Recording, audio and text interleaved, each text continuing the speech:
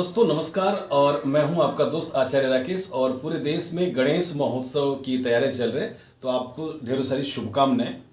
और एक जो सबसे प्रमुख बात आपको बतानी है ट्रेडिंग में, दैट इज ट्रेडिंग साइकोलॉजी।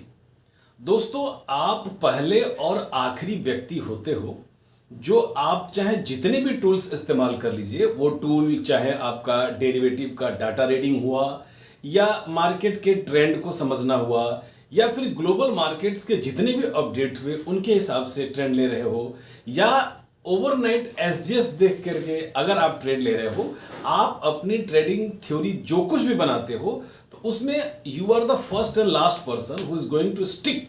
आपको अपनी ट्रेडिंग साइकोलॉजी पे कन्विंस्ड होना चाहिए। लास्ट ट्रेडिंग डे में ऐसा हुआ था कि मेरे बहुत सारे दोस्त मुझे फ़ोन करके पूछ रहे थे, सर ऐसा क्या हो गया अचानक से कि एक दिन पहले पावेल साहब की स्पीच समझ में नहीं आती है और दूसरे दिन इस कदर समझ में आती है कि मार्केट रुकने का नाम नहीं लेता है। वेल, इसका मेरे पास सिर्फ एक ही जवाब है और वो ये कि आपको ट्रेंड के साथ साथ चलना है। 17,500 वो एक पहला रेजिस्टेंस था और मार्केट ने उस रेजिस्टेंस को फर्स्ट 1 आवर में क्रॉस कर लिया था। तो जब उसने 17,500 के रेजिस्टेंस को क्रॉस किया तो वो एक बड़ा सिग्नल था कि मार्केट में जो सेलिंग थी वो सेलिंग ऑब्जर्व हो गई। पहले की बात करूं, इन्फ्लेशन को कंट्रोल करने के लिए यूएस मार्केट में फेडरल रिजर्व बैंक, फेड जिसका छोटा सा नाम है, समय समय पर ब्याज दरों को नियंत्रित करता है, यानी ब्याज दर को बढ़ाएगा। अगर ब्याज दर को नहीं बढ़ाएगा तो इन्फ्लेशन कंट्रोल में नहीं आएगा। किसी भी देश के लिए इन्फ्लेशन का बढ़ना एक चिंता का विषय होता है, लेकिन लॉन्ग टर्म के लिए अगर इन्फ्लेशन को कंट्रोल में करने के लिए चाहे वो रिजर्व बैंक ऑफ इंडिया हो या फेड हो, ये जो कुछ भी करता है वो इस तरह से अपने देश की इकोनॉमी को कंट्रोल करता है। सो डेवलपमेंट ऑल ओवर होना चाहिए, केवल स्टॉक मार्केट ही वो जगह नहीं है। सो इस बात को आपको समझना है। उस देश की इकोनॉमी अगर सही होती है तो मार्केट या स्टॉक मार्केट या करेंसी मार्केट आगे बढ़ेगा ही बढ़ेगा। और इसीलिए लगभग 2 दिन बाद मार्केट में इस तरह की रैली दिख रही है। दोस्तों, एसजीएस देख करके अगर आज आप ये सोच रहे हो कि कल सुबह फिर से मुझे एक शॉर्ट करना है तो आप बहुत परेशान हो सकते हो, क्योंकि एफआई ने लगभग 4,000 करोड़ की बाइंग की है। ये सारे डेरिवेटिव्स जो जितने भी डाटा हैं, ये सारे डाटा हम अपने नेक्स्ट एपिसोड में जरूर आपके साथ डिस्कस करेंगे। ये सही समय है। जिस एक स्टॉक का मैं आपके सामने नाम लेने जा रहा हूं वो है बिरला सॉफ्ट। बिरला घराने का स्टॉक है। आर्टिफिशियल इंटेलिजेंस, सॉफ्टवेयर, आईटी, ये जितने भी नाम हैं सब छोटे हैं इसके लिए। लगभग 9,000 करोड़ की ये मार्केट कैपिटल इस कंपनी का है और स्टॉक अभी भी 19 के पी पे अवेलेबल है। ऊपर से देखोगे तो लगभग 585 और नीचे से देखोगे बॉटम में तो 305, यानी 305 से स्टॉक अभी राइट नाउ 321 के आसपास अवेलेबल है। तो स्टॉक काफी सस्ता है और जो मार्जिन कैसू आईटी कंपनियां झेल रही हैं तो प्राइस में एक अच्छा खासा करेक्शन यानी प्रॉफिट बुकिंग दिख चुकी है।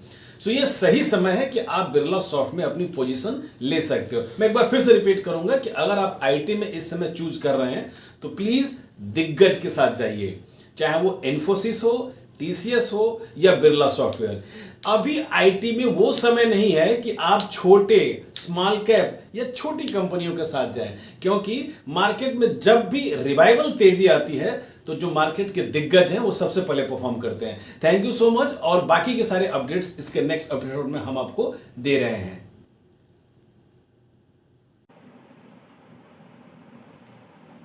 दोस्तों नमस्कार, और आइए इस पहले सेगमेंट में हम जरा निफ्टी के मूवमेंट को समझते हैं, उसके बाद से वो कौन से स्टॉक है जिस पे हमें बात करनी चाहिए। ये सबसे पहले मैं आपके सामने निफ्टी के चार्ट को खोल दिया हूँ और गाइस देखिए, ये वो पोजीशन थी जहाँ पे मैंने पोजीशन ली थी और अब आगे क्या करना चाहिए इसको समझते हैं। लेकिन उसके पहले जो सबसे बड़ी बात है कि जहाँ से एक तगड़ा गैप डाउन हुआ था, ये पुराना चार्ट मैं आपके सामने अगर खोल के दिखा दूँ तो आपको ये चीज़ स्पष्ट रूप से समझ में आ जाएगी। ये वो लेवल था दैट इज़ अराउंड 17,595, यानी लगभग 17,600। यहाँ से मार्केट ने एक तगड़ा गैप डाउन दिया था और इस गैप डाउन के बाद से 73 17,300 यानी 17,300, 17,300 ये एक स्ट्रॉन्ग सपोर्ट जोन के रूप में उभरा। हालांकि उस दिन भी लगभग मेरा जो 17,275 ये वो लेवल था जहां पे मैं इंतज़ार कर रहा था और नहीं टूटा। हालांकि हमने पोजीशन ली और तगड़ा पैसे बनाया। अब सबसे पहले क्या करिए कि जितने भी इंडिकेटर्स आपको दिख रहे हैं उनको रिमूव कर दीजिए और आइए इस चार्ट को समझने की कोशिश करेंगे। एक गैप जो आपको दिख रहा होगा, निफ्टी ने बड़े ही मतलब मजबूती से इस गैप को भर लिया, यानी गैप फिलिंग हो चुकी है। आप एक जो पिछला टॉप था लगभग 17,730 यहाँ से बार बार निफ्टी स्लिप किया था। इसके पहले के चार्ट भी आप देखोगे तो आपको ये चीज़ें समझ में आ जाएगी। अब यहाँ पर अगर आप एसजीएस देख रहे हो तो एसजीएस आपको लगभग 200-300 पॉइंट का गैप डाउन दिखा रहा है।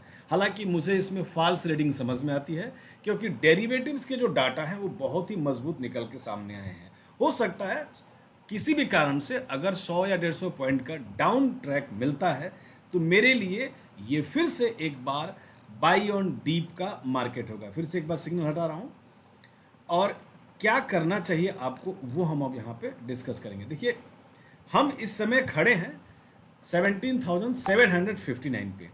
अगर किसी भी तरीके से यहाँ से 50 पॉइंट का गैप डाउन मिलता है दैट इज ये गैप डाउन बन के आएगा लगभग 17,700।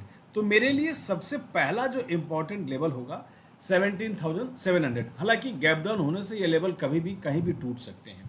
तो मेरे लिए जो सबसे फ्रेश बाइंग होगा अगर कहीं ऐसा होता है, मुझे अगर निफ्टी दिन के दौरान 17,620 ये लेवल अगर मुझे दिखेगा तो मैं यहाँ पर एक छोटा 30 पॉइंट के नीचे स्टॉप लॉस लगा के यानी 17,570 का स्टॉप लॉस हम यहाँ पे बाइंग करेंगे।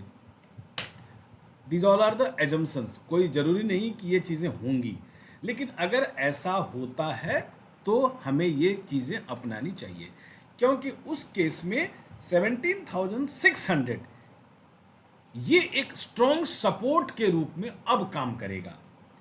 तो दो परिस्थितियां हो सकती है, या अगर कहीं से 10-20 पॉइंट का गैप अप हो गया जो कि अभी एसजीएक्स देख के लग नहीं रहा है, अगर मान लीजिए मार्केट खुलता ही है 17,800 के ऊपर तो मान के चलिए कि we are ready to cross once again 18,000 और उस केस में 18,200 मेरा पहला पड़ाव होगा।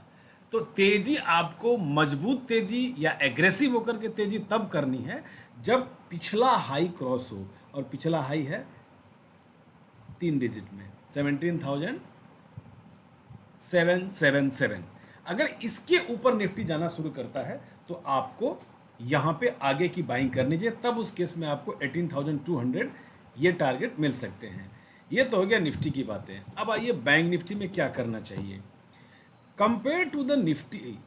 बैंक निफ्टी मुझे और मजबूत लगा क्योंकि इस पूरे सीरीज में ये पहली बार हुआ होगा कि बैंक निफ्टी 39,500 को क्रॉस ही नहीं किया बल्कि 500 क्रॉस करने के बाद से सस्टेन किया है। और ये मजबूती मुझे तब और समझ में आती है, अगर मैं ट्रेंड लाइन यहाँ से खींचूँ सीधा सीधा, ये देखिए, तब आपको समझ में आएगा कि किस तरह से बैंक निफ्टी कितनी मजबूत है। अब यहाँ पर दो पॉसिबिलिटीज हो सकती हैं। पहली पॉसिबिलिटीज, मुझे अगर बैंक निफ्टी में 200-250 पॉइंट का गैप डाउन मिलता है तो 39,190 ये वो लेवल है जहाँ पे मैं एक बार फिर बाइंग करूँगा। और अगर किसी भी रीजन से बैंक निफ्टी में 39,550 के ऊपर की ओपनिंग हो रही है और ये ओपनिंग 50 मिनट्स या 30 मिनट्स के चार्ट पे सस्टेन हो रही है, तब मैं यहाँ से बाइंग करूँगा। And in that scenario bank Nifty will be ready for the new top that is around 39,700, 39,900 और इवन हो सकता है कि बैंक निफ्टी आपको कुछ नए हाई भी दिखा दे। कौन से स्टॉक है जल्दी मैं इसको देखते हैं। सबसे पहले जैसा कि मैंने पहले वीडियो में बताया था, बिरला सॉफ्ट, बी सॉफ्ट। दो चीजें बहुत समझनी जरूरी है। एक, ट्रेंड जब चलता है तो वही ट्रेंड बार बार कैरी होता है। आईटी कंपनियां पिछले कुछ समय में तगड़ा प्रॉफिट बुकिंग दिखा चुकी हैं। बिरला सॉफ्ट अपने टॉप लेवल से लगभग 70% नीचे, सॉरी 50 से 60% नीचे आ चुका है। सो यहाँ पर मैं एक छोटा सा स्टॉप लॉस आपके लिए दूंगा और वो स्टॉप लॉस मेरा होगा 321 है। मैं यहाँ से नीचे हार्डली, अगर कोई ट्रेडर है तो यहाँ पर आप नीचे 309 का स्टॉप लॉस लगाइए और इस स्टॉक में ट्रेड करिए, क्योंकि यहाँ चार्ट पे जो एक पैटर्न बन रहा है वो पैटर्न पूरी तरह से दिखा रहा है रिवर्सल का। इसको एक हम आउटसाइड रिवर्सल बोलते हैं। ये रिवर्सल और कंफर्म कल तब होगा जब ये स्टॉक 5 रुपया ऊपर क्रॉस करे, यानी यहाँ पर जैसे ही 325 ये स्टॉक क्रॉस करेगा, हमें, आपको और जितने भी ट्रेडर्स हैं सबको ये बातें समझ में आ जाएगी कि इस स्टॉक में क्यों पोजीशन लेना चाहिए। इन दैट सीन ये स्टॉक, अगर इस लेवल को हम इस तरह से खींच के दिखाएं, तो 325 के बाद से इस स्टॉक में आगे के जो लेवल्स हैं वो लेवल्स खुल जाते हैं एंड उस केस में स्टॉक बड़े आराम से 340, 350 या 370 की तरफ भी जा सकता है। सो ये वो मेरा पहला स्टॉक है। और एक बार फिर से मैं आपको रिपीट करूंगा, कुछ बेहतरीन स्टॉक्स जैसे इंडिया सीमेंट, चार्ट पे मुझे काफ़ी अच्छा लग रहा है, आप इसको देखिए। और इस स्टॉक में किसी भी तरह की गिरावट होती है, हालांकि ये एक लगभग 333 की टॉप मारने के बाद से नीचे आया है, तो मैं चाहूँगा कि यहाँ पर अगर 2-4 रुपये नीचे भी मिलता है, एक बेहतरीन बाइंग का लेवल इंडिया सीमेंट में आपको मिल सकता है, दैट इज़ अराउंड 224। कभी भी दिन के दौरान ये लेवल आता है तो आप बाइंग कर सकते हो इंडिया सीमेंट।